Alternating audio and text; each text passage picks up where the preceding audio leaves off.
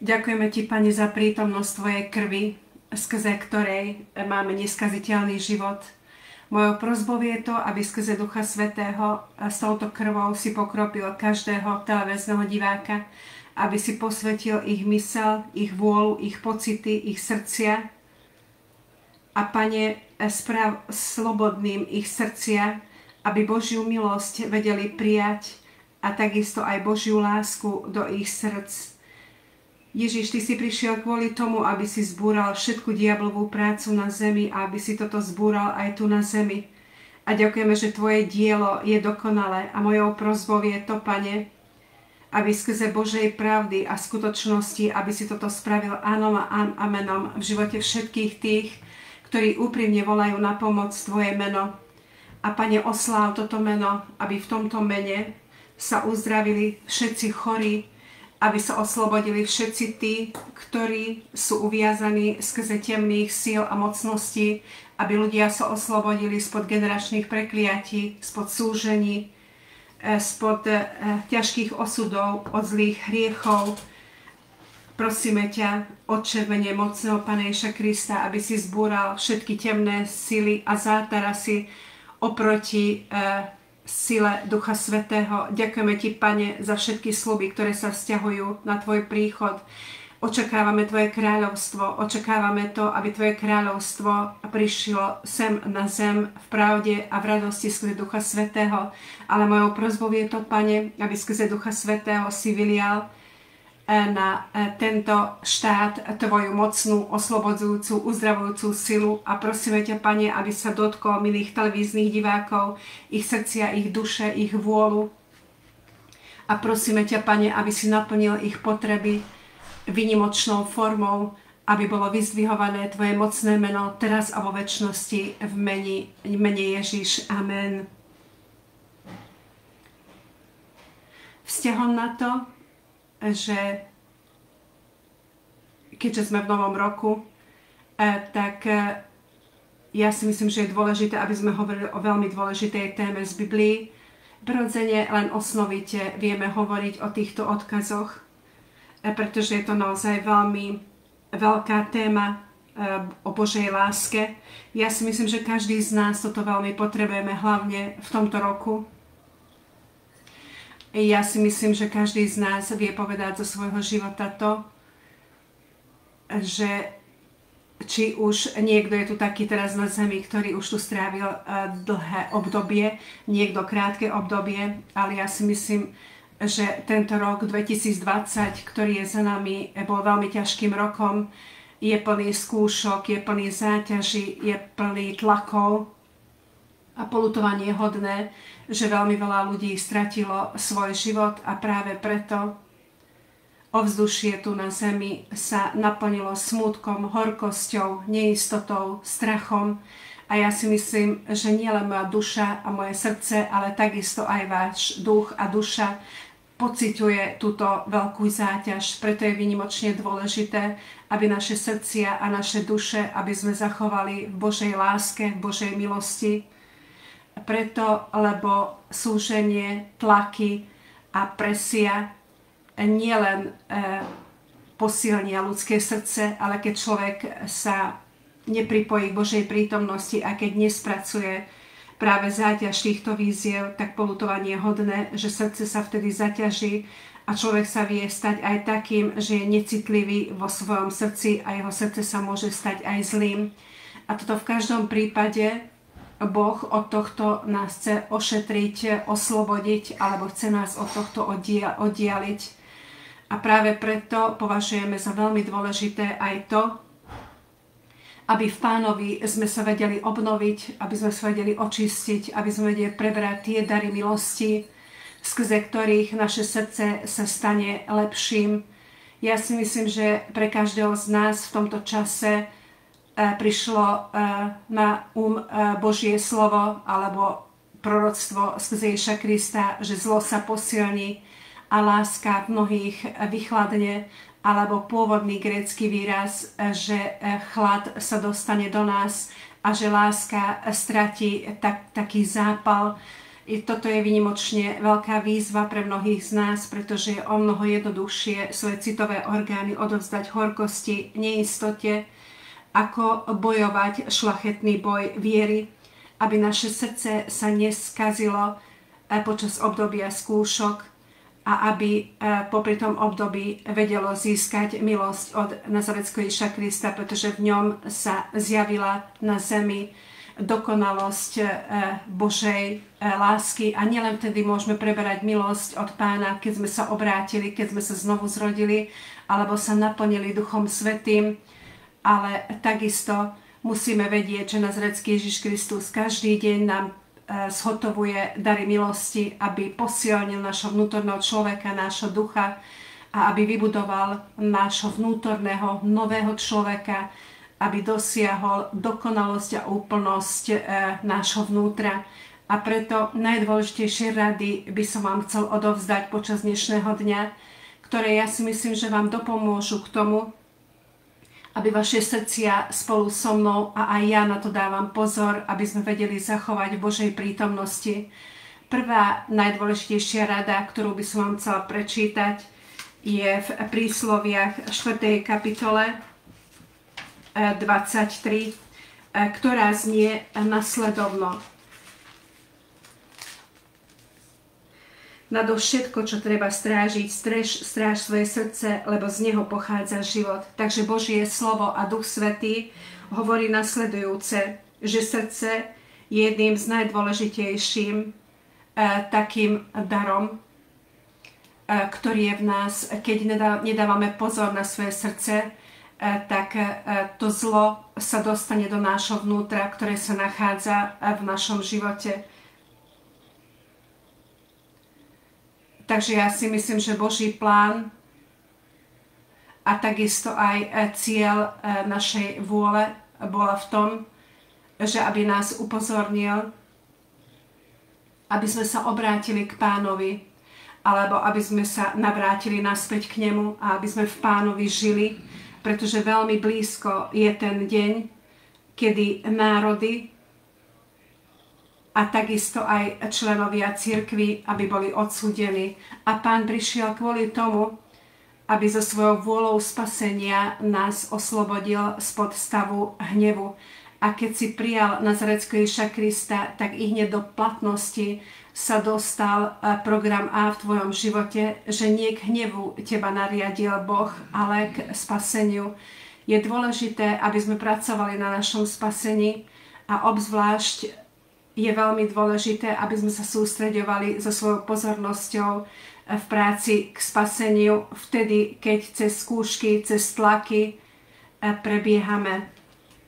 Tento rok je takýmto a prirodzene takisto aj fyzický život človeka je v nebezpečí, pretože nie je náhodou, nie je náhodné, že rozličné pravidlá priniesli vlády alebo ustanovenia v zdravotníctve, aby sme tieto udržiavali, aby sme minimalizovali riziko, čo sa týka nášho fyzického života. Zrejme toto je kvôli tomu, pretože tento rok je takýmto. A či sa proti tomuto búrime, alebo či sa proti nemu nebúrime, ale chcel by som odhovoriť každého z vás, aby ste neboli horkými, aby ste sa nebúrili, pretože kvôli objektívnym dôvodom je všetko toto na nás zhodené, práve táto situácia, a práve preto musíme na základe Božej vôle žiť tak, aby skrz týchto skúšok sme úspešne vedeli výjsť, pretože toto pre každého z nás v tomto čase je takou skúškou, že počas tohto obdobia, že či stratíme, alebo či sme stratili z darov Božej milosti, alebo tí, ktorí boli vzdialení od Boha, že tí sa ešte silnejšie vzdialia od Boha počas obdobia epidémie. Toto sú obrovské a veľké otázky a práve preto som vás upozornil, že v prvom rade Boh chce upozorniť celé ľudstvo,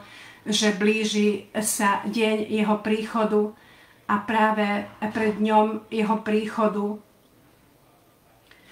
do takých skúšok zavedie človeka. Najprv upozorňuje ľudí, a potom stále silnejšie roky prichádzajú práve kvôli tomu, aby človeka zaviedol k Bohu alebo priviedol k Bohu, aby človek spoznal to, že on je pánom samého seba, že nie sám samého stvoril, ale že je stvoreným od Boha a v Nazareckom Ježišovi Kristovi zasa môže byť aj spaseným od Boha, ktorého Nazarecký Ježiš Kristus oslobodí spod prichádzajúceho hnevu a odsúdenia. Ale poľutovanie hodné, ja si myslím, že súhlasíte so mnou, že počas obdobia epidémie človek nie tak používal toto, ako to Boh chcel, pretože stav bez zákona sa posilňoval a následkom toho mohlo byť, že stále väčšia je nenávisť v živote ľudí, takisto aj v vzťahoch je veľký spor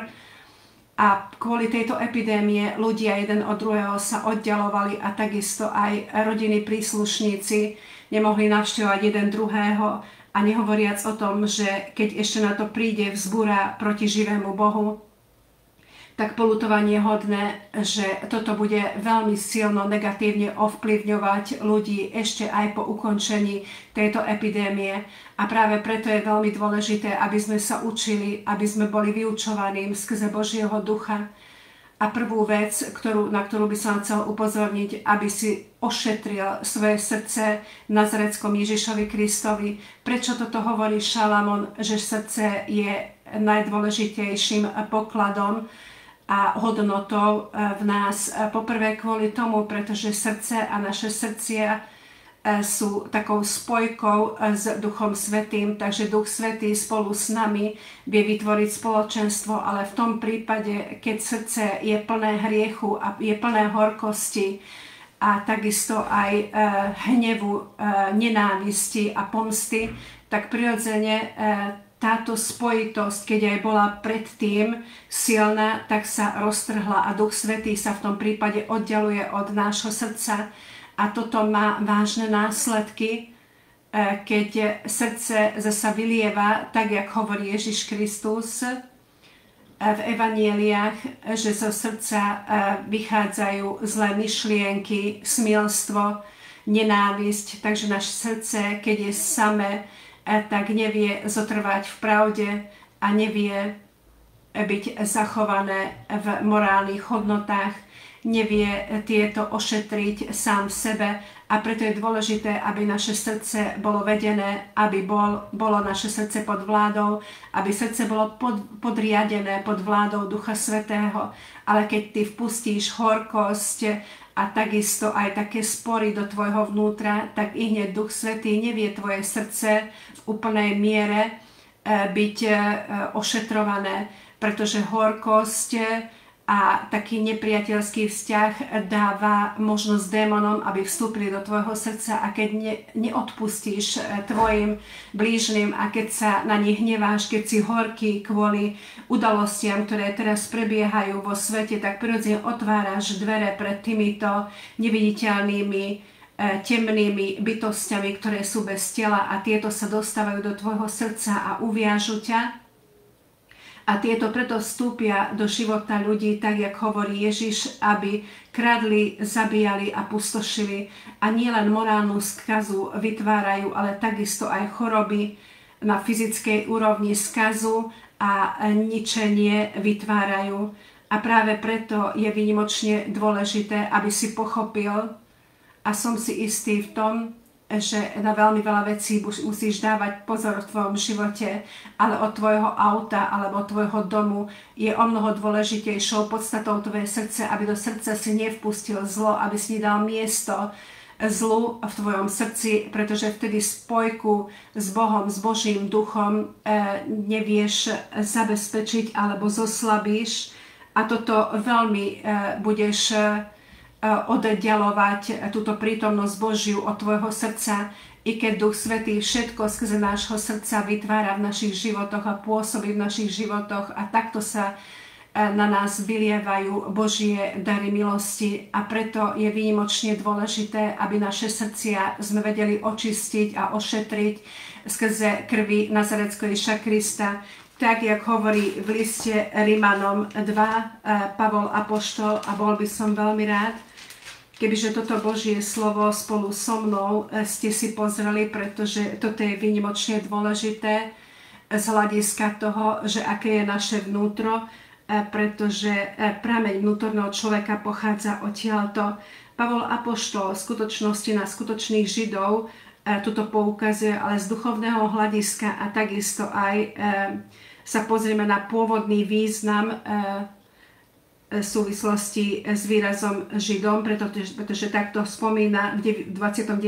verši, že ale Židom je ten, kto je ním skryte v srdci a obriezkou je obriezka srdca v duchu, nie v litere, ktorého chvála nie je od ľudí, ale od Boha. Takže o čom tu hovorí Pavol apoštol?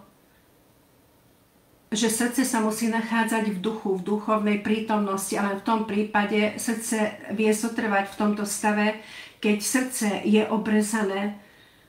Táto obriezka poukazuje na to, že v tomto srdci sa vtedy nenachádza hriech a že nie je pod vládou hriechu. A keďže aj vstúpi hriech do nášho srdca, tak i hneď bohabojný človek vyhodí toto zo seba, pretože keď takto nebude konať, tak v tom prípade s Bohom a spoločenstvo s Nazareckým Ježišom Kristom sa stáva takým formálnym a bohoslúžba nevychádza z vonkajších vecí, i keď toto sa šíri v kresťanskom svete a ja si myslím, že veľmi málo sa pripomína alebo poukazuje na skutočnú bohoslúžbu, že bohoslúžba vychádza znútra na základe toho, že srdce a Duch Svätý sú v spoločenstve s Bohom. Keď je táto jednota vytvorená, ako som spomínal, že jednota medzi Duchom Svätým a medzi srdcom sa vie vytvoriť vtedy, keď Duch je úplne odovzdaný a tvoje srdce pre Ducha Svätého. Takže zo tvojho srdca je vyhodený hnev, horkosť, stav neodpustenia a takisto aj všelijaké iné stavy zla a telesné skutky. Vtedy náš duch sa stáva slobodným. Duch Svätý len so slobodným duchom vie byť v úzkom spoločenstve. Keď svojho ducha uviažeš, pred chvíľkou som spomínal na telesné veci, tak prirodzene Duch Svätý s tým nemôže mať osobné spoločenstvo. Možno, že ty máš s tým osobné spoločenstvo, možno, že si zvykol na to, možno, že vidíš, že formálne aj takto sa vieš stať kresťanom, ale Boh sa nepozerá na to, že či chodíš do kostola, či chodíš do zboru a že navonok, čo robíš, ale pozeráš sa na to, že to, čo konáš ty pre Boha, že aká je tvoja vnútorná motivácia a vnútorný stav, že či v jednote je tvoj duch s duchom, srdce s Duchom Svätým, že či Duch Svätý úplne ovláda tvojho ducha, alebo je veľmi oddialený tvoj duch od Ducha Svätého. A práve preto je veľmi dôležité, aby sme sa sústreďovali na to, že hriech, ktorého hlavným negatívnym vplyvom vzťahujúca na srdce je zatvrdenie. Takže zatvrdí sa tvoje srdce pod zlými vplyvmi a znova, ako som spomínal, že som hovoril o obriezke. Obriezka znamená, že určitú časť treba obrezať a vtedy sa vytvorí taká kôrovitosť v tvojom srdci a srdce sa vtedy stáva také necitlivé k spoločenstvu s Duchom Svätým, s pohybom v Duchu Svätom a človek nebude vedieť preberať vedenie Ducha Svätého, nevie si vypočuť jeho hlas, ale nebude vedieť sa v tomto stave meniť a častokrát sa stáva, že si v tomto prípade človek predstaví vnútorné hlasy, ale prirodzene toto nie vnútorné hlasy, len napodobnení toho, čo si človek predstavuje skrze svoje mysli v danom veriacom. Tak, jak hovorí Pavol apoštol, že Duch Svätý spolu s našim duchom podáva svedectvo o tom, že sme Božími deťmi, že sme Božie deti. Táto duchovná identita v skutočnosti duchu a takisto aj Duchu Svätému dáva jednotu. Keď sa toto nalomí, táto jednota, a keď sa toto oddeluje jedno od druhého, tak vtedy kresťan a takisto aj naša duchovná identita je podmínovaná a potom prirodzene sa dá toto posilňovať na telesnej úrovni, ale toto už nie je to isté, o čom hovorí evanjelium, alebo ako by sme my mali žiť. Po druhé zasa, že sa zastaví preberanie milosti, pretože prúdenie milosti, ktoré je v súvise s prúdením s Duchom Svätým, že systematicky je aktívny Duch Svätý s našim vnútorným človekom, pretože Ježiš Kristus po jeho vzkriesení vyšiel do neba, nie je tu na zemi, ale kvôli tomu poslal Ducha Svätého, aby skrze Ducha Svätého sme s ním vstúpili do spoločenstva, pretože Duch Svätý robí Pána Ježišom v nás a Duch Svätý skrze neho spoznáva v našom srdci jeho svetlo, jeho žiaru, jeho poznanie, že Ježiš je Pánom a do tohto chce vsadiť odpustenie, večný život a do tohto vsadí aj ospravedlnenie a všetky duchovné dary a takisto aj naplnenie sa Duchom Svätým. Je toto v nás epicentrom. Takže keď táto jednota, náš duch, naše srdce a medzi Duchom Svätým sa toto nalomí, tak vtedy v daroch milosti takisto nastane také roztrhnutie a nevie prúdiť do nášho srdca práve tento dar milosti a stávaš sa neúspešným kresťanom. A na takéhoto kresťana je typickým to, že vždy zápasí so svojou starou osobou a nie je v ňom nič nové, pretože z nového sa nedá vidieť nič, pretože nový človek je na čo budovaný presne na zjednotenie medzi duchom a medzi ľudským srdcom a Pán skrze darov milosti je budovaný v našom vnútri, pretože je napísané, že k duchovnému treba pripojiť duchovné, tak jak v prvom liste Korinťanom v 2. kapitole opisuje Pavol apoštol, že prichádza k veriacim skrze ducha vyhlásenia, zjavenia, ale toto zjavenie len vtedy sa vie stať súčasťou nášho ducha, keď náš duch je slobodný, keď náš duch vie prijať tieto veci a keď ich vie ošetriť, zachovať práve požehnania Ducha Svätého, tieto dary milosti, pretože nazarecký Ježiš Kristus skrze Ducha Svätého vysiela svoju povahu, svoju silu, svoje vlastnosti do nášho vnútra a tieto vsádza do nášho ducha, do našej duši v tom prípade, keď náš duch je slobodný a práve preto osloboď svojho ducha. Ako vieš oslobodiť svojho ducha? Zostaňme pri obriezke, keď už sme si prečítali toto Božie slovo. Takže ešte je to také Božie slovo z Novej zmluvy sa dá nájsť z listov Pavla apoštola, ktoré zrejme poukazuje na to, že čo vlastne chápe Pavol apoštol pod obriezkou. V liste Kološanom v 2. kapitole, prosím vás, tam si nalistujte, takže tam vám prečítam od 11. verša Božie slovo a takisto aj budeme hovoriť o daroch milosti, že aké dary milosti na nás vysiela Boží duch.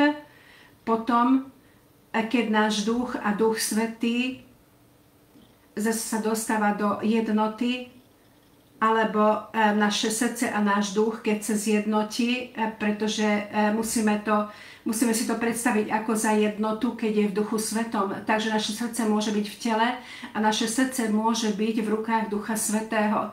Takže v čom sa nachádza tvoje srdce? Toto je veľmi dôležitá otázka, že spýtaj sa od Boha. Ale ja si myslím, že ty keď sa sústredíš na tvoje skutky, na tvoje slova, tak skrze toho vieš prísť na to, že či si človekom dvojakej duše, alebo tvoje srdce vôbec sa nenachádza v Duchu Svetom, alebo vieš povedať aj to, že áno, moje srdce je v Duchu Svetom, pretože stále silnejšie mám svedectvo o tom, že ja patrím k Ježišovi Kristovi a som Božím dieťaťom. Ale prosím vás, prečítajme si presne, že keď predsa si vypadol, alebo vypadlo tvoje srdce, tvoj vnútorný človek spod vlády Ducha Svätého, tak sa prosím ťa pozri na to, že čo máš robiť, na to presne, nás upozorňuje, nám prečítané Božie slovo od 11. veršu, v ktorom ste aj obrezaní obriezkou, nie učinenou rukou, vo zvlečení tela hriechov ľudského tela v obriezke Kristovej. Potom vám prečítam aj ďalšie. Sú s ním spolu pohrobení v krste, ktorom totiž Kristovi ste aj spolu vstali z mŕtvych skrze vieru pôsobenia Boha, ktorý ho vzkriesil z mŕtvych. I vás, ktorí ste boli mŕtvi v hriechoch a v neobrezanosti svojho tela, spolu oživil s ním, darujúc vám z milosti všetky hriechy. Vymažúc písmo napísané proti nám, záležajúce v rôznych nariadeniach, ktoré bolo proti nám, a vzal ho z prostredku, pribijúc ho na kríž. A odzbrojec kniežatstva a vrchnosti vystavil ich verejne na odiv, víťazosláviac nad nimi v ňom. No a pozrime sa teraz, že o čom tu vlastne hovorí. Čo to znamená, že obriezka, a čo to znamená, že duchovná obriezka. Takže nepoukazujem na fyzickú obriezku, presne zhrňa na otázku odpoveď 11. verš, ktoré hovorí o tom, že hovorí o vyrezaní ľudského tela, takže tu sa hovorí o ľudských veciach, ktoré poukazujú na hriech, alebo sú socializované na hriech, pretože pod vládou hriechu sa nachádza človek a nevie sa od toho sám oslobodiť. A práve preto Boh tohto chce vyoperovať z nás kvôli tomu, aby ty si sa stal úspešným duchovným človekom alebo duchovným kresťanom. A práve toto vyrezanie alebo vytrhnutie vytvára Boží meč alebo koná Boží meč skrze vyhlásenia Ducha Svätého, pretože o Božom slove hovorí Pavol apoštol v 2. liste, že je taký tento Boží meč ako dvojsečná zbraň, ktorý sa dostáva až do špikov kosti a prerozdelí pohnútky formy zmýšľania, ktoré odsudzuje. Takže to znamená, že to vyreže, zneškodní v našej osobnosti to Božie slovo, tieto nečisté veci. Hovoríme o réme, ktoré poukazuje na citové telo, a na základe tohto sa musíme tomuto podriadiť. Keď zo srdca nie je oddialené hriešne telo, tak to sa nedá pochovať, pretože to sa ešte nachádza v srdci človeka. A práve preto mnohí sa pomýlia, alebo pri krste vodou, alebo po ponorení pod vodu, pretože ako mokrí hriešníci vychádzajú z krstu vodou. Prečo? Pretože v ich vnútri sa neodohral ten proces, následkom ktorého z ich srdca telesný človek alebo telesné skutky a skaza táto, že by bola vyrezaná alebo vyhodená. Toto je výnimočne dôležité, aby sa toto odohralo u človeka, aby v človeku sa vytvorila taká vôľa predurčenia, ktorú vytvára v tebe stav milosti, a povieš si, že obrátim sa z každého hriechu, a vtedy svoj život výnimočne chcem odovzdať svoj život Bohu, aby som s ním spolu žil, aby on pôsobil a pracoval na mojom živote a nie hriech.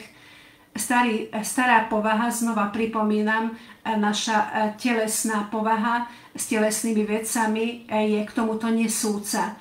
A práve preto hovorí nasledujúce Duch Svätý ako formu riešenia, že práve preto toto treba obrezať, a po obriezke, ako toto bude konať Božie slovo pri počúvaní Božieho slova, a keď budeme počúvať Božie slovo, tak toto vytvorí tú vieru v nás, ze ktorého srdce získa milosť a odtrhne sa, tak vo vnútri sa vytvorí také vnútorné roztrhnutie alebo pretrhnutie, nové srdce, alebo v procese znovu zrodené srdce a telesný človek sa začne meniť, a vtedy už nechceme tak žiť, ako sme žili voľakedy v minulosti.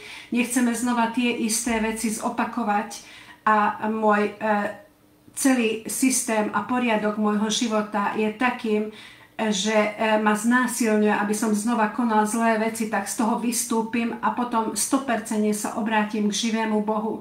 Tak potom to, keď Božie slovo toto vypracuje alebo zmení v tvojom srdci, tak vtedy vie byť vplyvné toto pochovanie, pretože vtedy ten mŕtvý človek, ktorého Boží človek vyhlásil za pochovaného a mŕtvého, tak toto treba pochovať v Ježišovi Kristovi. Takže smrť a pochovanie v Ježišovi Kristovi znamená, že smrť neznamená nič iné ako odtrhnutie od pozemského života. A nazarecký Ježiš Kristus na Golgotskom kríži zomrel. Čo to znamená?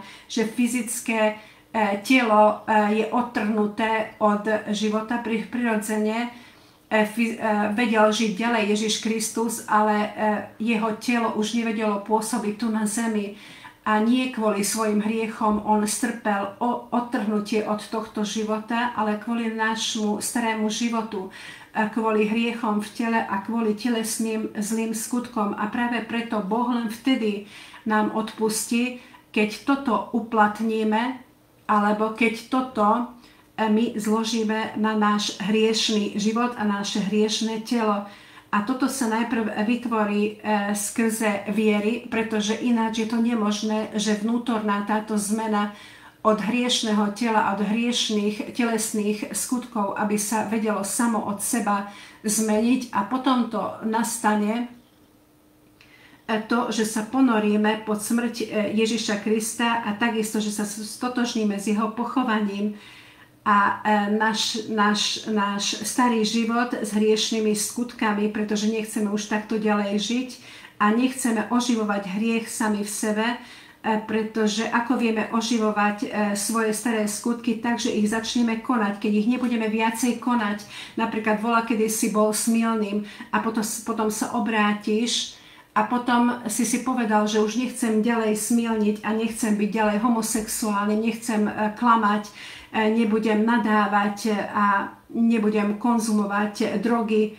A keď takto sa odovzdáš Pánovi a povieš si, že nie na tieto skutky, tak to znamená, že ten hriech v tvojom živote je mŕtvým. A prirodzene toto len vtedy vie byť mŕtve v tebe, keď aj korene odumrú. Takže hriechom práve hriech sa nachádza aj v koreňoch a tieto treba vytrhnúť, tieto treba vyrezať a práve o tomto sa tu hovorí. Takže vyrezanie nie je náhodou, že toto je v spojitosti s obeťou a ako nazarecký Ježiš Kristus aj teba, aj mne sa obetoval a toto skrze ukrižovaniu na kríži potvrdil a takisto aj my musíme obetovať jeho smrti a takisto aj pochovaniu svoju starú skazenú povahu, svoje telesné veci a skutky, aby tieto sa mohli stať mŕtvými. A takouto formou Božia milosť, tak ako hovorí aj spev Anny, že Pán zabíja a oživuje a tohto starého človeka, ktorý stále pred obrátením nás násilňoval k hriechu, tak toto odumrie v našom vnútri.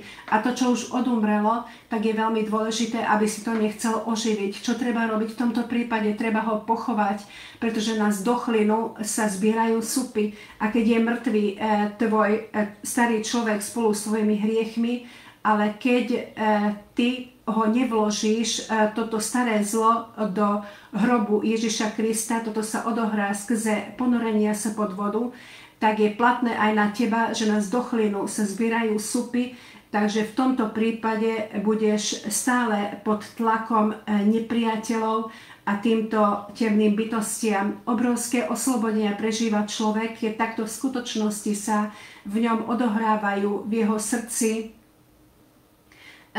takéto zmeny a následkom tohto zasa sa vie odtrhnúť a vie dať do smrti svoju starú povahu, pretože znovu zrodenie znamená, že stará povaha musí strátiť svoj život a nový človek musí začať žiť, pretože nového človeka chce požehnať Boh.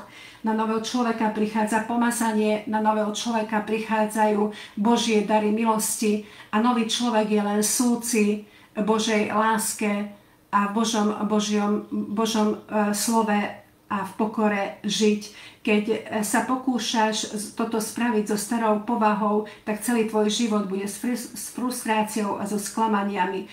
Aké sú výsledky tohto a následky toho, keď sa toto odohrá v tvojom živote? Takže nasledujúce vymenováva Pavol apoštol, že v tomto prípade sa stotožníš so vzkriesením Nazareckého Ježiša Krista skrze viery, pretože tá sila,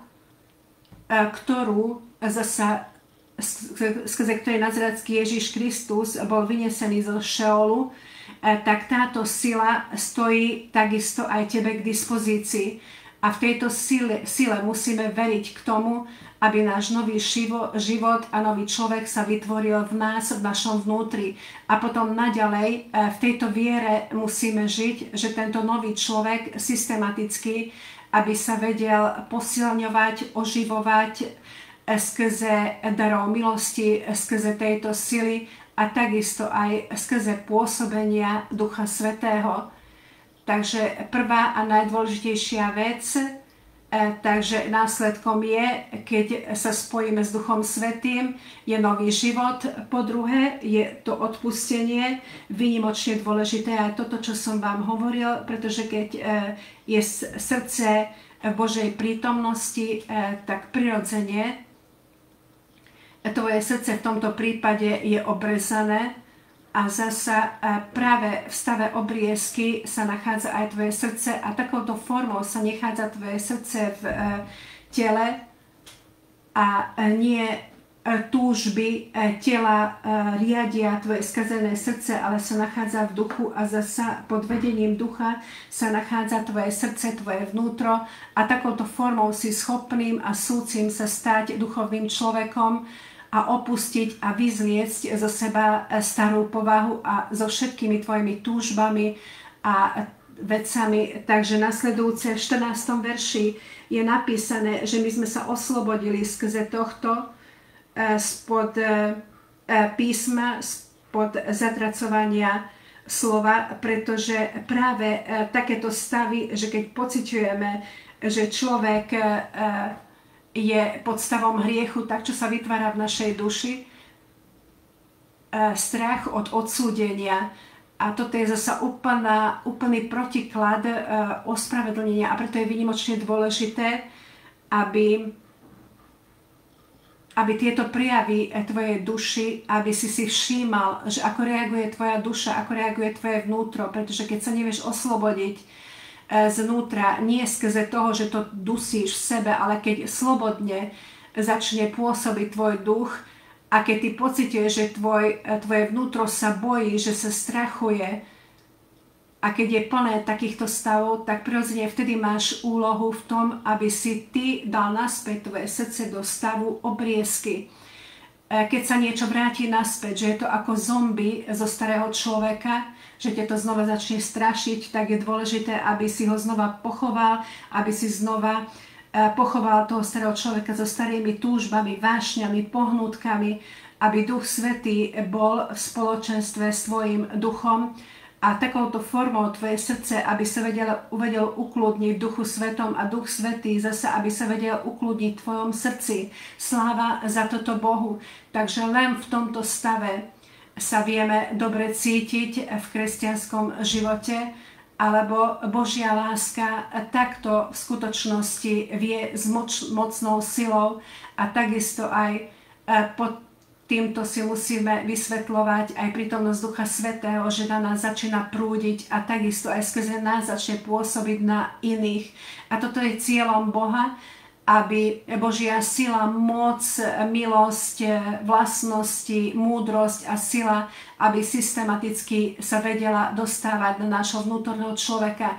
Preto ťa prosím, aby si posilnil takisto vzťah medzi srdcom a medzi duchom a tvoje srdce vsaď do Ducha Svätého a všetko to, čo stojí v tejto ceste, tak toto vyhoď zo seba. Keď toto nevyhodíš zo seba a keď to nevytlačíš z tvojho vnútra, tak toto ťa viaže k tvojmu srdcu, napríklad keď ťa urazili alebo ťa ponížili, dajme tomu pred 2-3 rokmi alebo ešte dávnejšie a nevieš zo seba vypustiť a vyhodiť práve tento stav urážky, tak túto minulosť v sebe prenáša práve tento stav a tvoje srdce, keď toto prenáša a ťahá so sebou, tak tvoje srdce nevie byť slobodné a kvôli nedostatku slobody tvojho srdca ani Duch Svätý nevie slobodne pôsobiť v tvojom živote.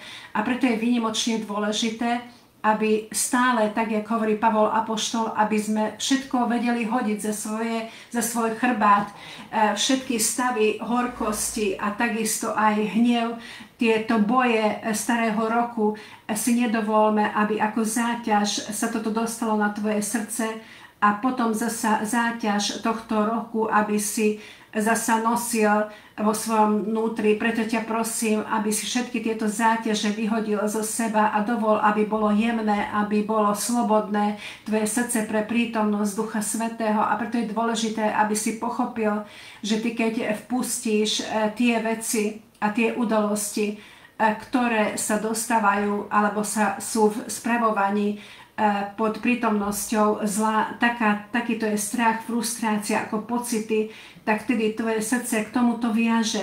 Toto pravdepodobne s konkrétnymi životnými skúsenostiami sú v spojitosti a k týmto životným skúsenostiam zasa on viaže tvoj osud a vie, že toto je také únavné, keď človek nosí na svojom chrbte minulosť. Od minulosti sa vieš oslobodiť. Odpustenie neznamená nič iné, jak keď naše srdce sa oslobodí od záťaže minulých vecí. A toto je výnimočne dôležité, ako duchovný človek si vedia žiť úspešne. Keď si aj upadol v minulosti, aj vtedy je dôležité, aby si konal tak, ako hovorí Božie slovo, aby si sa ponížil, pokoril, aby si oľutoval svoje hriechy, opustí ich, ale nie stále sa zamýšľaj nad týmito vecami a nebuď horký vo svojom vnútri, že prečo som toto spravil. Jednoducho treba vypustiť tieto stavy horkosti z tvojho srdca, pretože práve tento stav porážky práve k danému hriechu pripája tvoje srdce. A čo je následkom toho, keď toto udržiavaš v sebe, že srdce Duch Svätý nevie ovládať a Duch Svätý sa nevie ukludniť na tebe. Príde k tebe, ale aj odíde od teba. Ale je inou vecou, keď čítame v Biblii, že na niekoho spadol Duch Svätý a aj sa na ňom ukludnil. A toto je cieľom, aby prítomnosť Ducha Svätého sa na nás ukludnila, aby potom vedel konať Duch Svätý úlohy v našom živote a aby vybudoval v nás Kristovú povahu, jeho silu, jeho vlastnosti, jeho formu zmýšľania a takisto aj jeho mysel, aby podobajúc ku Kristovi sme sa stali takýmito ľuďmi. A toto všetko sa vie odohrať iba skrze milosti, takže podmienky tohto musíme uskutočniť. Sláva za toto Pánovi. Takže aj zo stavu zatratenia nás oslobodil Pán. Nasledujúcou vecou je, že od rozličných satanických bytostí sme takisto oslobodenými, alebo tieto sú odzbrojení v našich životoch, ale k tomu, aby sme tieto vyhodili zo svojho života, proti týmto sa musíme vedieť postaviť. A toto je tiež taká téma, o ktorej by sme mali dlhšie hovoriť. Len jedno Božie slovo budem citovať, hovorí Peter apoštol a Jakob, že postav sa proti diablovi a on odíde od teba.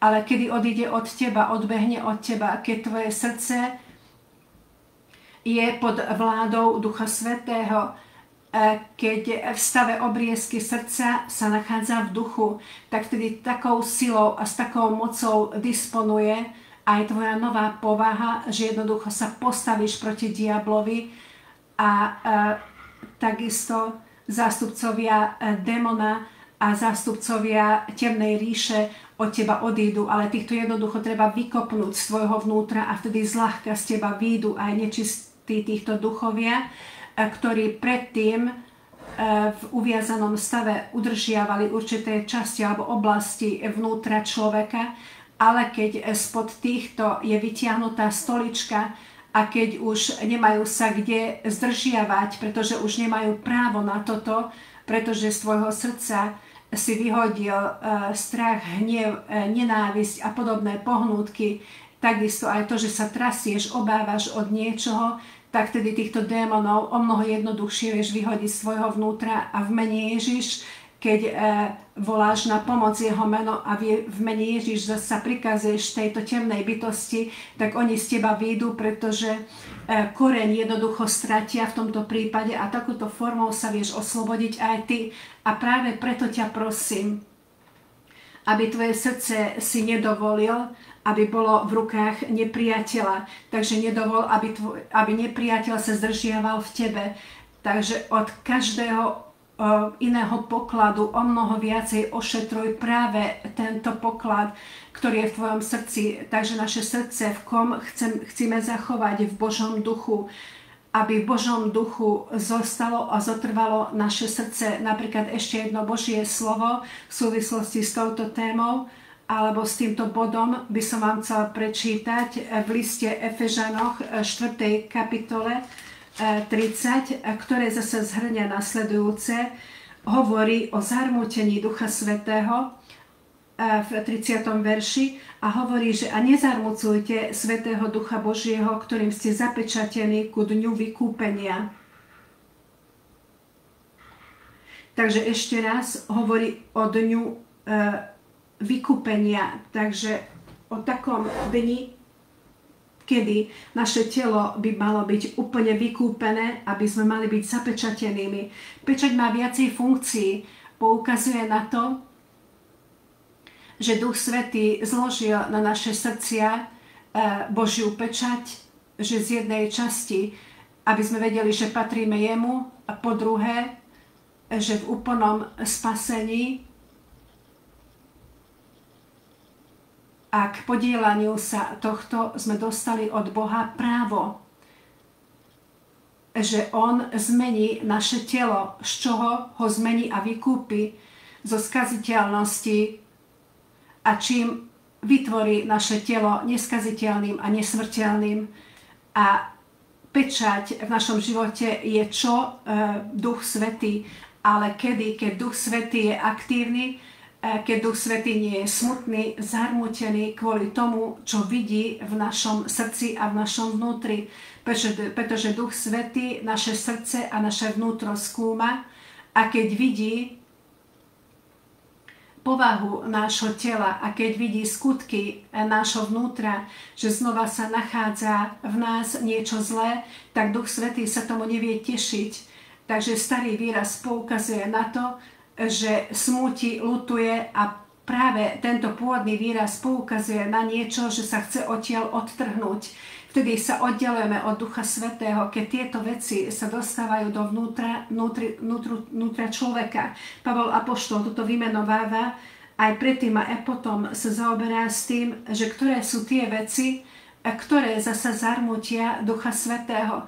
My iba predchádzajúci verš, keď si všímame, ale takisto toto zhrňa vymenovanie, napríklad starý život, keď je tam telesná povaha, tak toto zarmúti Ducha Svätého a práve preto odporúča Pavol apoštol, že to musíme zvliesť zo seba. To je takisto v tejto 4. kapitole, takisto aj keď starou formou rozmýšľaš, takisto Duch Svätý nevie byť vtedy v spoločenstve svojim srdcom, on je pánom, on nebude na teba pritláčať svoju vôľu, takže on sa odtrhne v tomto prípade od teba, nejakou formou je pri tebe, ale neusadí sa v tvojom vnútri tak, ako by to on chcel, pretože on vidí tvoje myšlienky, že tieto myšlienky sú telesné, so smrťou, so svetom sú v úzkom súvise a preto Duch Svätý nechce mať spoločenstvo s týmto, ale s myšlienkami pokoja a duchovných vecí.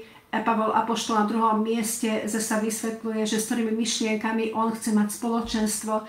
Potom postupuje Pavol apoštol napríklad s hnevom. V 26. 27. zasa hovorí, že hnevajte sa a nehrešte. Slnko hní nezapadá nad vašim rozhnevaním sa a nedávajte miesta diablovi. Som o tom presvedčený, že dve sú v spojitosti, že keď hnev udržiavaš v tvojom srdci a už dávno sa toto stalo takým jedom, pretože hnev sa stáva jedovatou takou silou v tvojom srdci a zasa túto skazu a hnilobu vytvára v tvojom vnútri a nemysle si, že Duch Svätý sa vtedy v tebe dobre cíti a Duch Svätý vtedy zloží svoje pracovné prostriedky v sebe a čaká na to, aby si začal niečo v svojom srdci, preto čo hovorí Pavol apoštol, že keď ty sa hnevu odovzdáš a keď prenášaš tento hnev v sebe, tak ty dáš miesto diablovi a Duch Svätý toto nemá rád, nie kvôli tomu prišiel on z neba, aby s diablom bol v spoločnom podnájme v tvojom srdci a v tvojej duši, ale prišiel kvôli tomu, aby tento spoločný prenájom sme roztrhli v našom vnútri, ale ty musíš toto zastaviť, zrátať v sebe, ty alebo ja. A práve preto na posvetenie sa musíme silno sústrediť, pretože Duch Svätý má rád svetosť a vtedy sa dobre cíti v nás, v našom srdci, v našom zmýšľaní.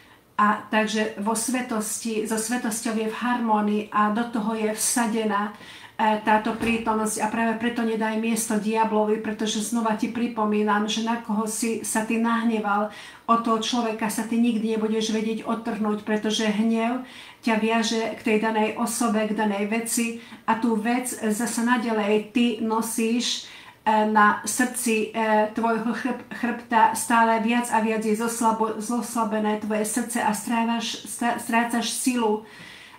Teraz zasa musíme vedieť, že my nechceme mať stále menej prítomnosti Ducha Svätého, ale chceme mať stále viacej.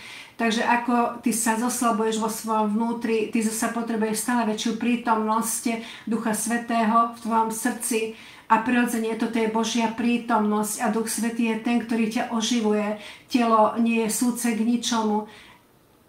Takže telo nevie posilniť tvoje srdce, ale Duch Svätý vie naplniť so silou tvoje srdce v tom prípade, keď diabol nemá miesto v tvojom srdci. A práve preto sa vzťahuje celé toto vymenovanie na túto tému, o ktorej hovorím, alebo potom napríklad poukazuje Pavol apoštol na ďalší stav, aby si ďalej nekradol, pretože aj kvôli tomu sa zarmúti Duch Svätý. Potom prichádzajú mrzké slová, a takisto aj nečisté slova a potom postupuje v 31. verši, hovorí o horkosti, o prchkosti, o hneve, o kriku, o rúhaní, že aby všetky tieto boli odňaté od vás so všetkým, čo je nešľachetné a zlé, kvôli tomu, aby naše srdcia neboli viazané k nepriateľovi. Prečo ja by som chcel, aby ma Boh uzdravil, chcem, aby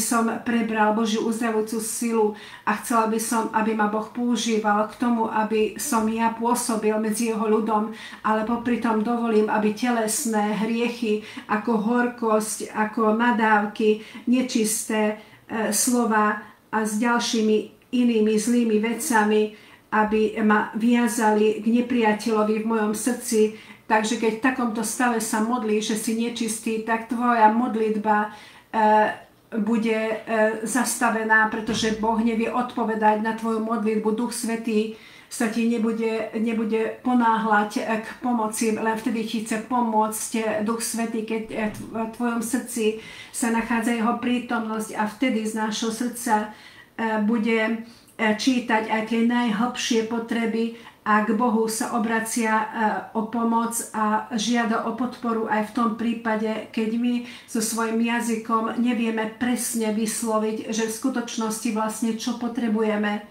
Takže kvôli tomuto je veľmi dôležité, aby sme vedeli, že len vtedy sa vieme stať dobrými ľuďmi a nie náhodou hovorí Pavol apoštol, že aby ste boli jeden k druhému dobrotivý, lútostivý, odpúšťajúci si, ako aj Boh v Kristu odpustil vám.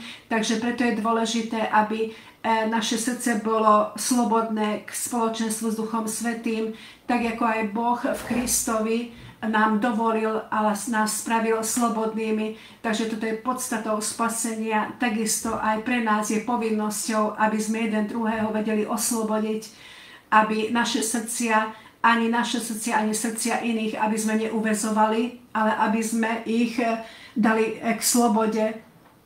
Takže tak, jak napríklad hovoríme, že aby sme neuväzovali svoje veci, ale aby sme svoje srdce oslobodili, pretože len takto vie Duch Svätý nás zmeniť, očistiť a len takouto formou vieme narastať v Pánovi, vieme sa posilňovať a vieme rozkvitať, pretože Ježiš Kristus ešte na jedno príslovenstvo vás chcem upozorniť, čo hovorí o tom, ktorý seje zrnko. Jednoznačne hovorí Ježiš Kristus, len v jednom prípade vie jeden veriaci prinášať ovocia a vie byť vplyvným, keď jeho srdce je čisté, a keď kvôli tejto čistote zasa dovolí, aby toto zrnko čisté sa dostalo do jeho vnútra, že vie prijať a vie ošetriť toto zrnko a vie, aby toto zrnko začalo rásť a prinášať ovocia. Keď tvoje srdce je plné zla a je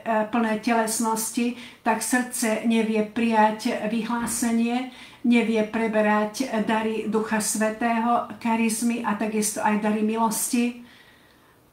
A takisto nevie zachovať v tebe tieto podstatné veci, nevieš sa rozvíjať a následkom tohto sa stáva tento kresťan neplodným a práve preto máme iba jednu jedinú možnosť, aby sme naše srdce posvetili. A keď ochraňujeme čistotu nášho srdca, tak od každého pokladu ešte viacej, aby sme toto ošetrovali a nie v sebe, pretože v sebe nevieme ochrániť svoje srdce v čistote a v Božej milosti, ale len tak, keď my obetujeme Duchu Svätému svoje srdce a milosť Ducha Svätého, nadprirodzená sila ochraňuje naše vnútro a naše srdce v Pánovi. Takže toto je prvý predpoklad, ktorý je najdôležitejším k tomu, aby tieto ťažké týždne, mesiace, dni, aby sme neprežili so stratami, ale s víťazstvom v úspechu, aby aj tento rok nepriniesol škody, ale aby sme prinášali osoch a zisk. Ďalšia dôležitá vec, na ktorú by som chcel upozorniť, na to, že aby ste vy reagovali na Božiu lásku. Vy takisto máte radi Boha. Toto je kľúčovo dôležitá vec. To, že ako vy reagujete na jeho lásku, pretože Božiu lásku treba spätne opätovať. Od Nazareckého Ježiša Krista sa spýtali práve znalci zákona, že aký je najdôležitejší zákon, alebo čo je podstatou zákona. Odpoveď Nazareckého Ježiša Krista na túto otázku v Matúšovom evanjeliu 22, 37, 38 čítame podstatu tohto zákona. Takže Ježiš mu riekol, milovať budeš Pána svojho Boha celým svojim srdcom, celou svojou dušou a celou svojou myslou. To je to veľké a prvé prikázanie. A druhé tomu podobné je, milovať budeš svojho blížneho ako samého seba. Takže od na týchto dvoch prikázaniach visí celý zákon i proroci. Na toto vieme povedať iba áno a amen. Keď sa na toto sústredíme, tak vidíme, že láska je niečím nadprirodzeným, že je to taký prúd nadprirodzeného.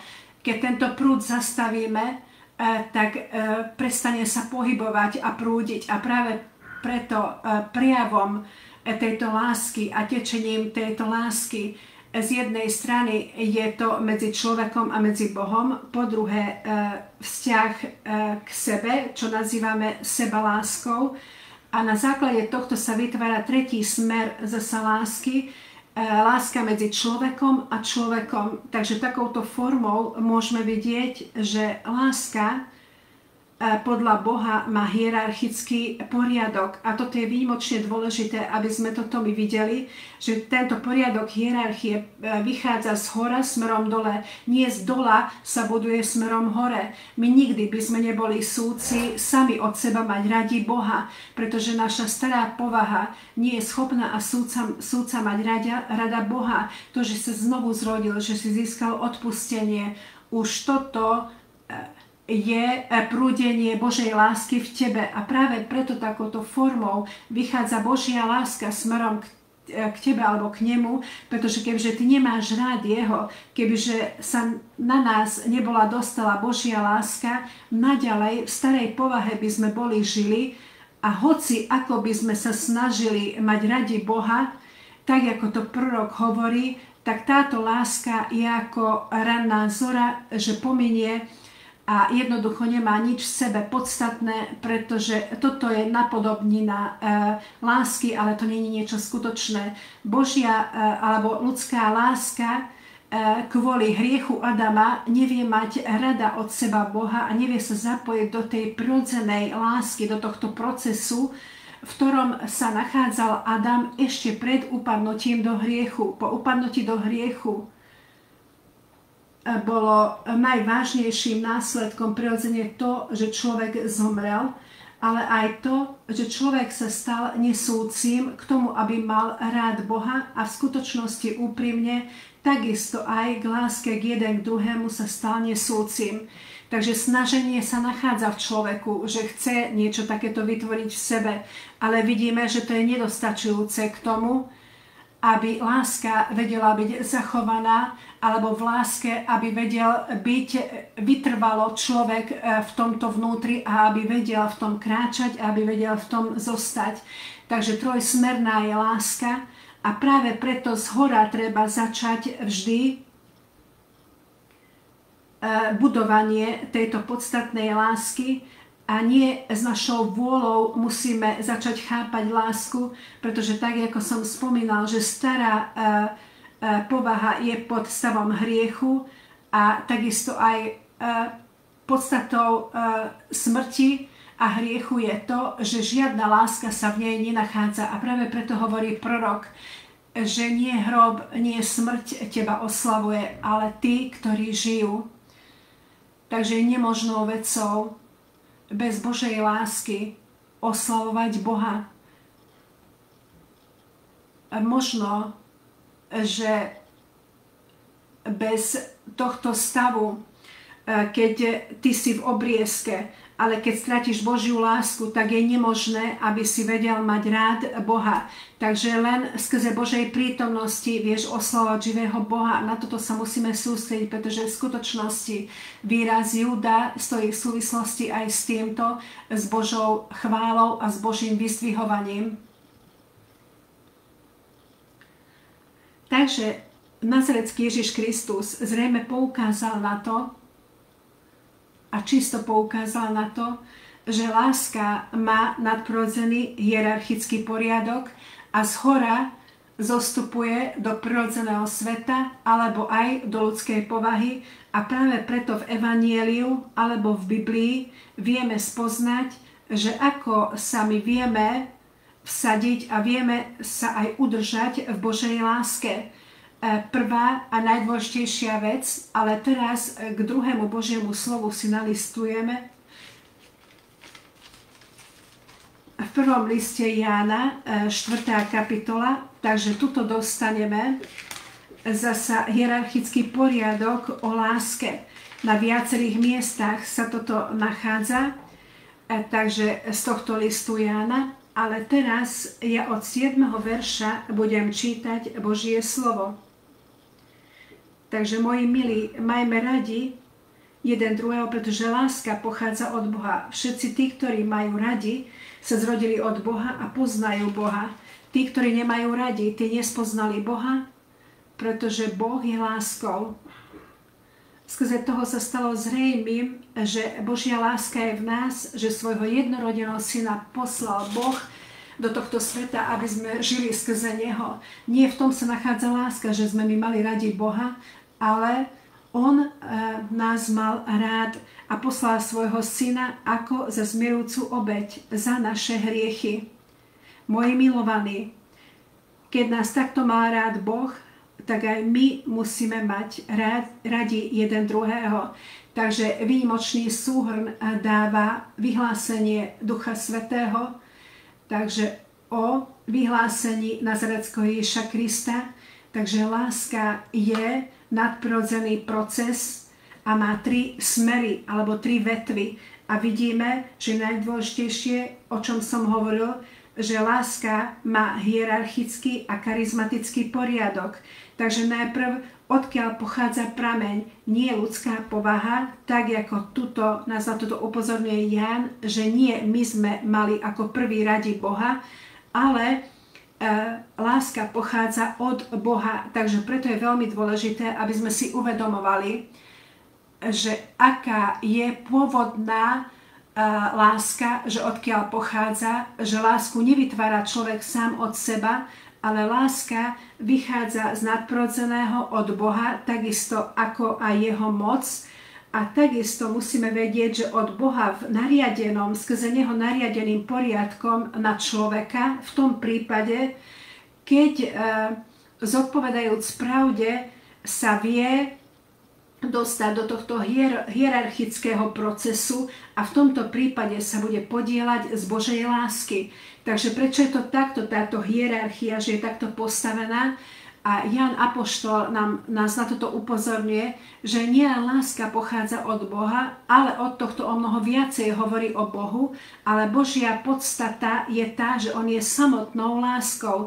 A zasa typickým znakom lásky je práve to, že on toto zo seba vyžaruje, že on nevie on sám od seba existovať, pretože jeho podstatou je láska. Takže aj on je spoločenskou bytosťou.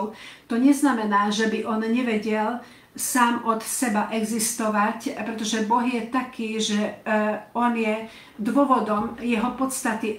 Otec nemá svoj počiatok, ale to neznamená, že on zostane sám v sebe, tak ako poľutovanie hodné. Niektorí zasa Boha si takto predstavujú, že on je sám Boh. Nie, nemôže byť sám, pretože on je láska, on je Bohom lásky a typickým znakom lásky je to, že nezostane u seba, ale zo seba prúdi. Čo prúdi z Boha viac ako pocity, ale samotná podstata z neho vychádza. A na koho zostupuje Božia podstata? V prvom rade nadovšetko na jeho syna. Takže práve preto nová zmluva a práve prvoradým cieľom vyslania Ježiša Krista bola tá, aby on predstavil, reprezentoval medzi ľudom lásku medzi otcom a synom. Nie náhodou, keď nazarecký Ježiš Kristus sa ponoril pod vodu a potom na ňo zostúpil Duch Svätý z neba, potom z neba zase sa dalo počuť jeden hlas, čo počuli ľudia, že toto je môj milovaný syn, v ktorom sa ukrášľujem. Takže čo to znamená, čo zjavil toto, na mnohých miestach sa toto nachádza v evanjeliách, že otec v prvom rade má rád svojho syna.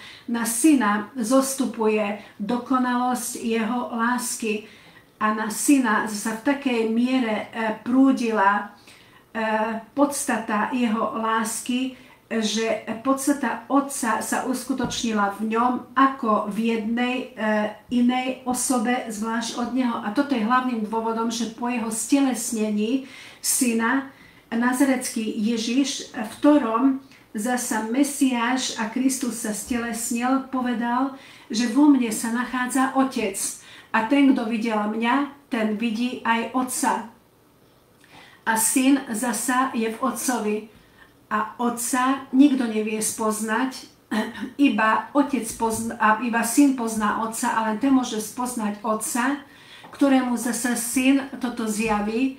Takže na ňo prúdi láska syna, alebo na toho dotyčného, ktorého zase zasahuje syn, pretože toto bol pôvodný Boží cieľ, že na každého chcel vyliať skrze svojho syna, skrze nazareckého Ježiša Krista, svoju lásku. A presne nazarecký Ježiš Kristus, keď prišiel sem na zem, a jeho zmierujúca obeť a takisto aj jeho službou veľkňažskou. Hlavným cieľom tohto bolo to, aby nás on skrze počúvania evanjelia, aby nás pozval do Božej lásky a v tom prípade, keď my na túto výzvu pozitívne reagujeme, alebo keď si pozitívne odpovedal, tak nie len, že Nazareckého Ježiša Krista si prijal do svojho vnútra, ale si prijal aj skrze tejto výzvy lásku Ježiša Krista. Sláva za toto Pánovi a odvtedy v tebe sa nachádza Božia láska, pretože Nazarecký Ježiš Kristus a skrze neho prijavil Boh lásku smerom k tvojej osobe. A práve preto sa na toto pozeraj s vierou, pretože toto tvrdí Božie slovo. Nie na pocity sa sústreď, ale ty príjmi to, že čo hovorí Boh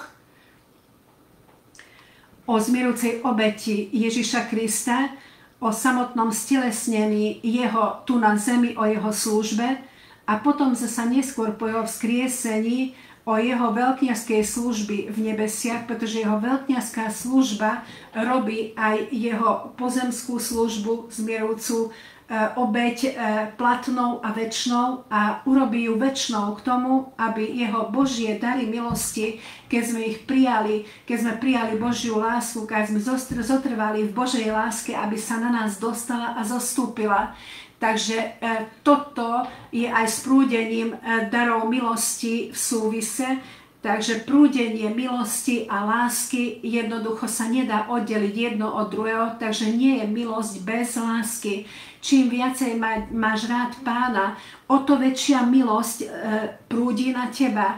Čiže keď stále viac a viac reaguješ na Božiu lásku, práve skrze tejto smilnej ženy, o ktorej čítame v evanjeliách, kedy odišla do domu farizea a pomazal na nohy Ježiša Krista s olejom a s vlasami sušila práve jeho nohy. A títo zákonníci boli úplne akože pobúrení, že kebyže Ježiš Kristus je Ježišom Kristom, tak by on vedel, že aká žena sa k nemu približovala. Prirodzene hovoríme o svetom skutku a vtedy Ježiš povedal svoje príslovie a podstatou tohto príslovia bolo to, že preto, lebo láska je v súvise so zotretím veľkých hriechov, keď niekto konal malé hriechy, a keď nevie opätovať Božiu lásku, tak má o mnoho viacej problémov. Takýto človek ako kresťan, ako taký človek, ktorý vychádza z veľkých hĺbok, ktorý bol vo veľkých hriechoch, vo veľkých vzburách a v týchto žil a pohyboval sa, ale zasa svojho ducha odovzdal Božej láske a takto opetuje Božiu lásku, že milosť tak zostupuje na ňo, že takú obrovskú zmenu toto vytvorilo v jeho živote, že sa stáva Božím človekom a je schopným a súcim vplyvne slúžiť Bohu. V tomto roku sme videli veľmi veľa takýchto udalostí, že sa stalo viditeľným, že Božia láska a takisto aj opätovanie Božej lásky a takisto aj prúdenie milosti a podielanie sa z tejto milosti a bohatstvo v tejto milosti v úplnej miere zasa súvisí jedno s druhým. Sláva za toto Bohu.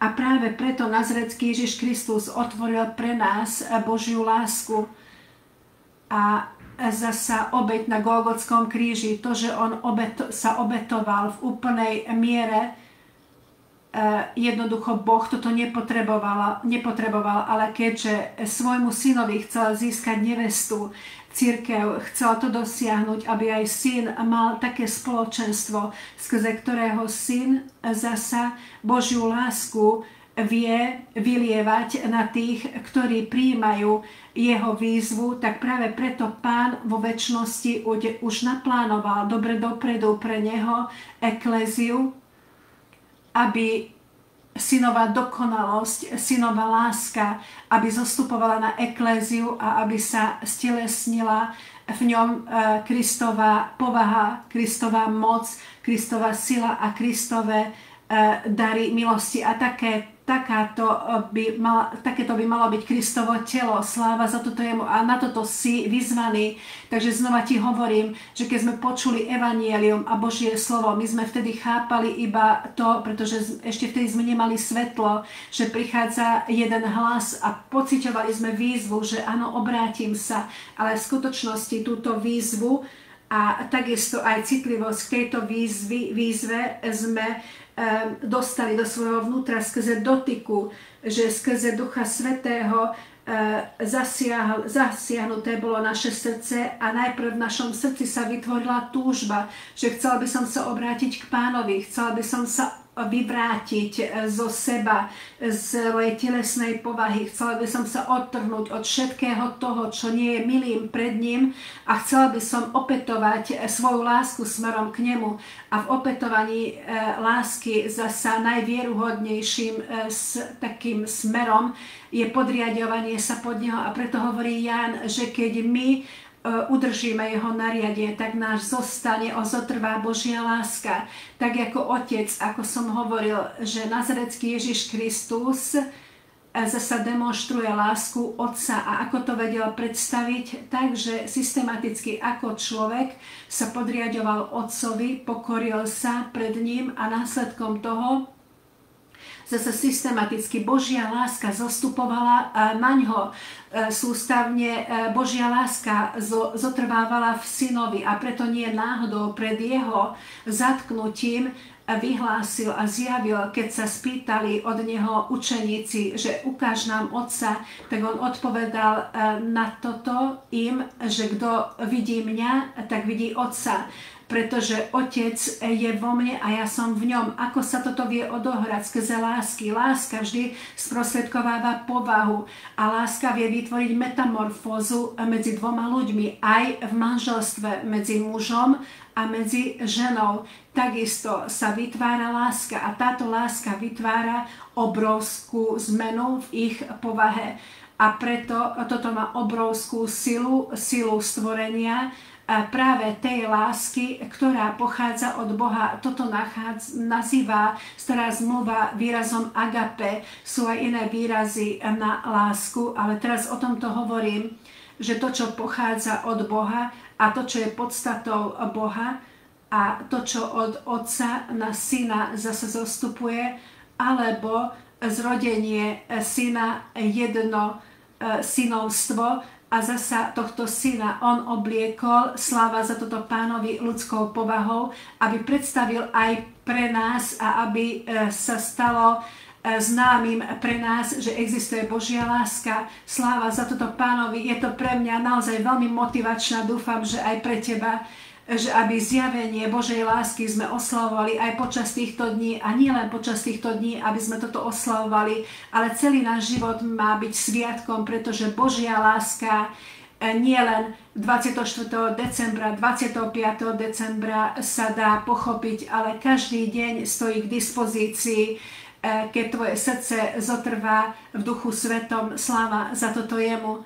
Takže toto je najdôležitejšia podstatná taká črta, že v spoločenstve lásky, aby sme sa dostali. Takže takouto formou musíme opätovať svoju lásku smerom k Ježišovi Kristovi a našu lásku vieme tak opätovať, že k tejto výzve sa pokoríme, príjmeme Ježiša Krista za spasiteľa, že sme ho prijali za spasiteľa, prijali sme ho za Boha, odovzdali sme svoje životy jemu a takouto formou toto je prvé a najdôležitejšie rozhodnutie k tomu, aby sme opätovali spätne lásku smerom k nemu, ale potom takisto systematicky opätovanie lásky skrze 24 hodín denne, každý deň, cez deň, v noci systematicky sa musí prejavovať v našich životoch, a čo neznamená nič iné, ako som hovoril, že podľa Božieho slova začneme žiť. Božia láska, že je v nás a výnimočne dôležité je, veľa by som mal o tom hovoriť ešte, že láska je vždy upriamená na osobu a je dôležité toto k tomu, aby si nemala radšej svoju službu alebo dary milosti a tak ďalej, požehnania, ktoré ti z toho vyplývajú, ale samotnú tú osobu, z ktorej toto vychádza. Láska je smerovaná smerom k tebe. Ja dúfam, že nie kvôli tomu tu si zobral za manželku alebo tú ženu, ktorá je vedľa teba, manželku, lebo je pekná, lebo má veľký dom a tak ďalej. Prirodzene toto nie je láska. Láska sa upriamuje na osobu, že ty potrebuješ jej osobu, na jej osobu chcem vyliať svoju lásku, to, že ju prijímam, Ona prijíma mňa a ja ju chcem ošetrovať počas celého svojho života vo vernosti a v priamosti. Takže láska je takáto. Láska je vždy upriamená na nejakú osobu a prirodzene láska, ktorá je priamo upriamená na nejakú osobu, tak toto má nejaké požehnania a hlavne naša láska smerom k Ježišovi Kristovi má svoje následky, že na nás zostupuje jeho požehnanie, pomazanie, napríklad pomazanie Ducha Svätého ešte vo väčšej miere na nás zostupuje, keď Božia láska s celou podstatou sa mu odovzdávame.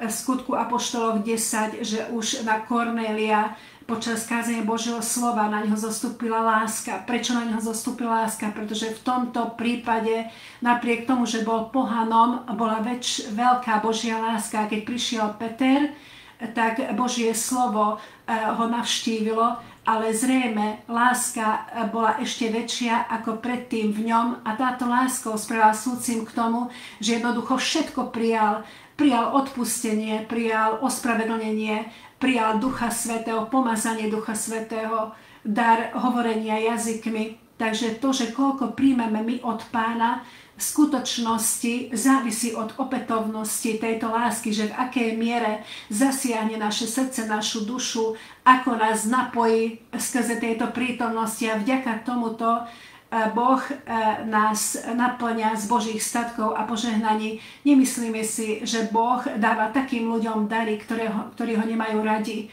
Prirodzene sú také prirodzené dary, ale sú to prirodzené dary, ktoré dáva tým ľuďom, ktorí ho nemajú radi. Ale teraz my hovoríme o milosti. Teraz hovoríme o podstate kresťanského života, že čo je kresťanstvo, čo nie je náboženstvo, ale presne takúto formu spoločenstva, na to poukazujeme, že človek z úplného srdca má rád Pána, z úplnej duše má rád Pána, z celej svojej mysli, zo všetkých myšlienok, z celej sily má rád Pána. A na toto systematicky, keďže je orientovaný na danú osobu, keďže je centrálne nasmerovaný na osobu Ježiša Krista, pretože nevieme priamo mať radi Boha. Toto je tiež podstatná dôležitá vec, že Boha nevie mať nikto priamo rád len skrze Ježiša Krista, pretože v ňom sa zjavila láska. Poľutovanie hodné sa dá vidieť, že mnohí vynechajú Nazareckého Ježiša Krista. Ešte aj kresťania si myslia to, že vedia nahradiť Ježiša Krista s dobrým Bohom. Prirodzene vtedy, keď v Nazareckom Ježišovi Kristovi vidia dobrú povahu Pána, tak to je v poriadku, ale bez Ježiša Krista sa neotvára Božia láska pred nami.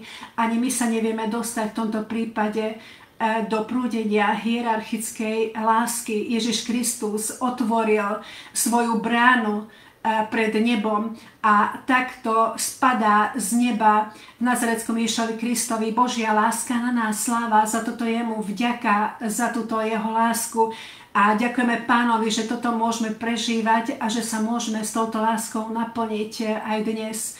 Ale som poukázal aj na to, že Nazarecký Ježiš Kristus po vzkriesení vystúpil do neba, že ako toto prúdi, kto sprostredková Božiu lásku vtedy, keď on vystúpil do neba. Vidíme v pozemskom živote, že keď on slúžil, tak apoštolovia a mnoho iných ľudí, pretože bol naozaj veľmi výnimočný Ježiš Kristus, mali ho radi. A toto pokazili náboženskí vedúci, ale v jeho fyzickej prítomnosti si obľúbili Nazareckého Ježiša Krista apoštolovia. A táto láska zotrvala v apoštoloch aj po vzkriesení. Napríklad, výnimočný príklad, že keď na konci Jánovho evanielia sa zjavil Petrovi, alebo ešte pár apoštolov bolo vedľa Petra, ale toto Peter bol hlavným. A 3 otázky mu podal Petrovi, že máš ma rád, Peter? A on povedal, že áno, mám ťa rád. A potom Petrovi apoštolovi odovzdal to, čo mu už prislúbil, že ho vyzve ako apoštola, ale potom mu udal aj to, že on je ten, ktorý, tak povediac, viem, že mnohí toto neprijímajú, ale ja toto prijímam, zrejme nie tú formu práva, ako si to oni predstavujú, ale Peter má prvoradosť, pretože povedal, keď 3-krát vyznal Peter to, že vieš, že ťa mám rád, a teraz s rozličnými inými slovami, výrazmi, bol si trošičku taký neistý, ale vyznal to a potom zostúpil Duch Svätý na ňo. Aj to je dôležité, aby sme podotkli. A potom mu povedal nazarecký Ježiš Kristus, že pás moje stádo a ochraňuj moje stádo.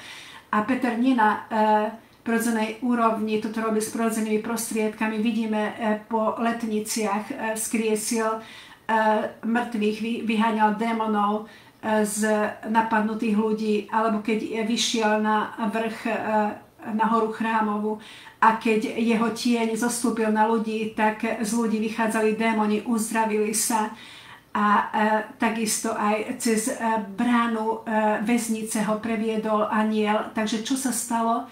V podstate na Petrovú lásku zostúpilo skrze Ducha Svätého dar milosti Božej, tak jak hovorí v skutku apoštolov, že veľká milosť sa na nich nachádzala, na Petrovi a na ostatných apoštoloch. Takže čo je tým kľúčom, čo otvára milosť pred Petrom? A odpoveď na toto je, že vieš, Pane, že ťa mám rád.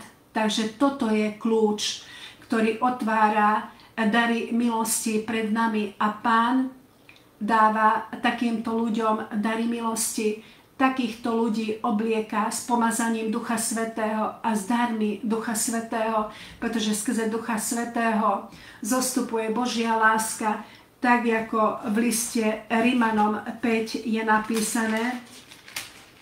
A Božie slovo toto zhrňa to, že Božia láska, ale hneď vám to prečítam od slova do slova, skrze Ducha Svätého prúdi. Takže nádej hovorí, že nie je zahambená. Prečo nie je zahambená? Táto nádej v nás, pretože nádej na čo poukazuje? Na očakávanie tých sľubov, ktoré nám Boh slúbil. A s takým pokojom očakávame, aby sa toto odohralo. A hovorí nasledujúce, vzťahujúce na toto, Pavol apoštol skrze Ducha Svätého, že ale nádej nás nezahambuje, pretože Božia láska bola vyliatá do našich srdc skrze Ducha Svätého, ktorá nám bola daná. Takže Duch Svätý je ten, ktorý Božiu lásku zasa vtláča do nás, a keď Duch Svätý nás naplnil a keď prúdy živých vôd sa začínajú pohybovať, tak nie len na nás, že zostúpil Duch Svätý, ale na nás začala prúdiť aj Božia láska, pretože Božia láska je duchovná, nadprirodzená, je to samotná prítomnosť Božia. A z tohto vyplývajúc, keď hovoríme, že prúdy živej vody sa dostávajú z jeho vnútra, keď sa naplnil človek Duchom Svätým, tak to znamená, že prúdy Ducha Svätého sa dostávajú na človeka a práve preto naplnenie Duchom Svätým sú najdôležitejším prejavom toho, že prúdi na teba Duch Svätý, a takisto aj ovocie, pretože psychické vnútro sa ti naplní láskou. A toto nie je len ako ovocie, ale ako sila, a takouto formou sa stáva človek naplnený Duchom Svätým práve takým potrubím milosti, že skrze neho alebo teba preteká milosť.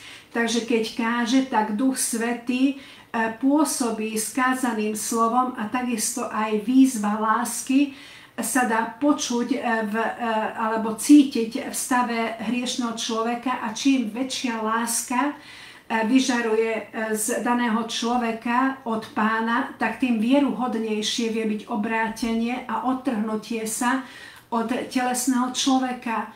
A nový človek sa takto vie obnoviť, posilniť a vie narastať. Preto vidíme, že u rozličných slúžiacich bratov sa inou formou vytvára dané kresťanstvo. Sú takí kresťania, ktorí sú není takí pilní, ktorí sú jednoducho takí leniví, ale chvála Bohu, že sú takí kresťania, ktorí sa tak slúžili Božiemu slovu, že jednoducho podstatu Božieho slova a to jadro ich osobnosti zasiahlo a v tom sa vytvorila metamorfóza, zmena podstaty a takto ľudia sa stali novými. Takže skrze Ducha Svätého sa toto vytláča alebo vyžaruje na daného človeka. Jednoducho treba pochopiť to, že musíme pracovať na to, aby sme zostali v naplnení sa Duchom Svätým. A toto je taká reťazová reakcia, o tom som vám už hovoril, že je dôležité, aby smerom k bratom, k smerom cirkvi, aby toto prúdenie sa odohrávalo a toto prúdenie sa nevie odohrať, keď ty sa nahneváš na svojho brata, na tvoju sestru, keď sa nahneváš na manželku, keď ty si na ňu urazený. A tak, ako hovorí Peter Apoštol, že keď ty si neúctíš tvoju manželku, čo je prejavom smerom k druhému, tak aj tvoja modlitba je zbytočná, stáva sa zbytočným tvoj kresťanský život. Takže takto vieme žehnať svojich bratov, že máme ich radi, že vidíme ich v láske, v Božej láske ich vidíme, smerom k ním zasa posielame Božiu lásku.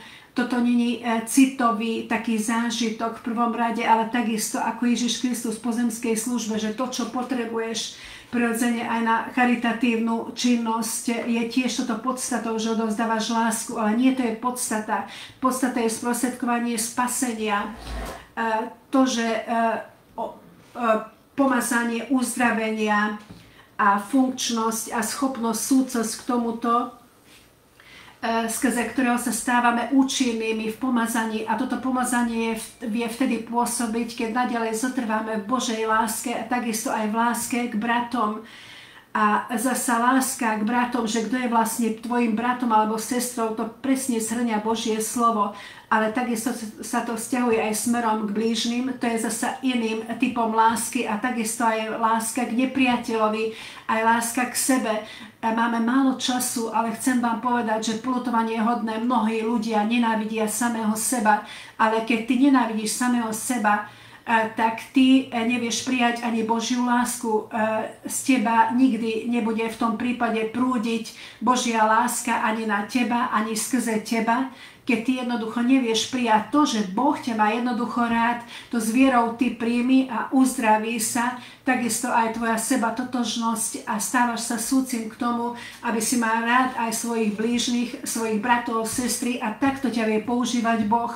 Ale k tomu ťa prosím, aby si vypustil z tvojho srdca všetky stavy urážky, a odpusti všetkým tým, ktorí proti tebe zlo konali, pretože keď tým odpustíš, tak aj Boh odpustí tebe a dary milosti skrze lásky začnú prúdiť na teba, uzdravíš sa, oslobodíš sa, posilníš sa Nazareckom Ježišovi Kristovi a preto buď pokorný Pánovi, obnov tvoje srdce v Božej láske a zasa vyhoď zo seba všetky tie nečisté veci, hnev, jed, nenávisť z tvojho srdca, ktoré Duch Svätý sa pozerá na to, že to je niečo zlé v tvojom vnútri. Dovol, aby Duch Svätý sa priblížil k tebe a preto vytvor v tvojom srdci znova stav obriezky a podriať sa a pod vedenie Ducha Svätého. Pán Boh nech vás bohate požehná.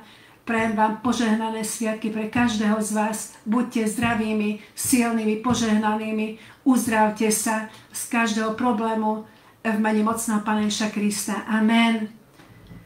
Takže ja sa lúčim od slovenských a českých poslucháčov a na začiatku som nereagovala správne, takže toto bolo ešte staré vysielanie, nie je to vysielanie nového roku, ale starého roku, ale myslím si, že bolo veľmi účinné a veľmi silné. Takže lúčim sa od slovenských a českých poslucháčov a prajem vám požehnaný a krásny večer.